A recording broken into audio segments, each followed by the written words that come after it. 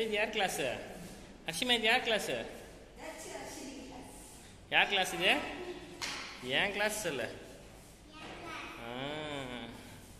வாங்க ஜாலியாக படிச்சிங்கன்னு பாட்டு பாடி விளையாடுறீங்களா? ரைம்ஸ்லாம் சொல்கிறீங்களா? நீங்கள் தான் லீடர் இந்த கிளாஸில். மீதி பசங்களுக்கெல்லாம் காங்காச்சாவே தெரியாது. என்ன மேம் என்ன பண்ணுவாங்க? அது மேம் சீட்டு, அது மேம் சீட்டு.